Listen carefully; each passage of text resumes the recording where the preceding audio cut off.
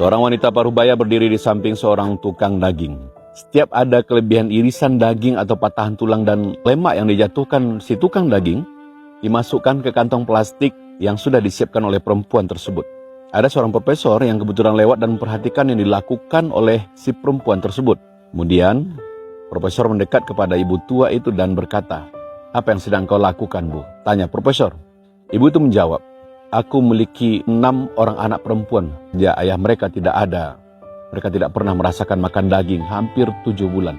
Jawab sang ibu.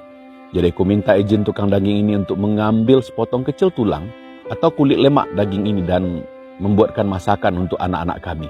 Sang profesor sangat tersentuh dengan ucapan sang ibu.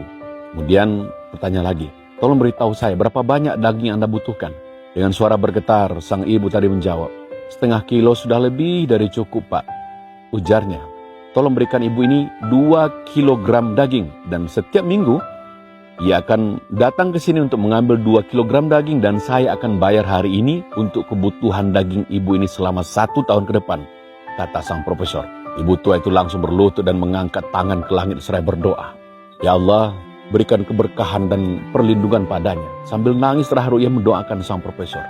Dan entah kenapa, sang profesor juga tak kuasa menahan air matanya melihat sang ibu tua berdoa di hadapannya. Hatinya merasa sangat damai, tenang dan bahagia. Sang profesor kembali ke rumahnya, bertemu dengan putrinya, lalu sang putri berkata, Papa kok kelihatan bahagia sekali hari ini?" tanya putrinya. Dan sang profesor menceritakan semua yang dialaminya dengan ibu tua dan tukang daging. Dan saya merasa bahwa Allah telah membuat saya pulih dan menyembuhkan penyakit saya.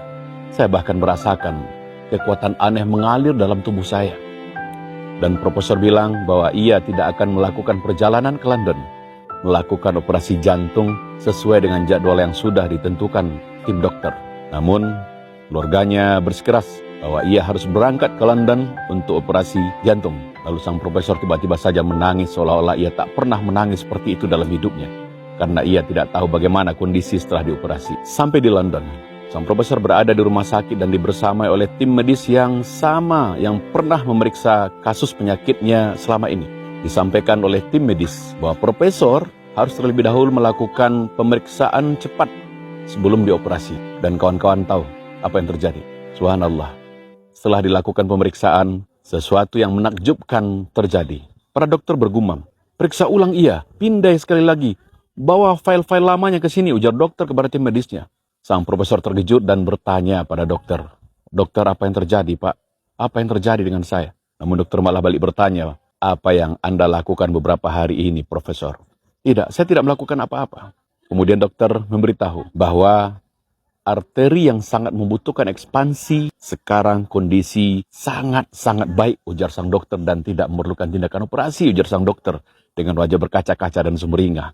Dokter kembali bertanya, "Apa yang sudah Anda lakukan di sana?" Dan profesor hanya bisa meneteskan air mata. Dengan suara berat dan tertahan, sang profesor menjawab, "Aku hanya memiliki perdagangan yang tulus dengan Allah Subhanahu wa Ta'ala," sambil menyeka air matanya. Kawan-kawan, apa yang tidak mungkin dalam hidup kita?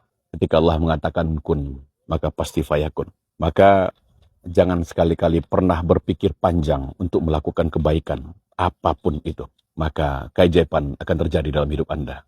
Semoga menginspirasi. Assalamualaikum warahmatullahi wabarakatuh.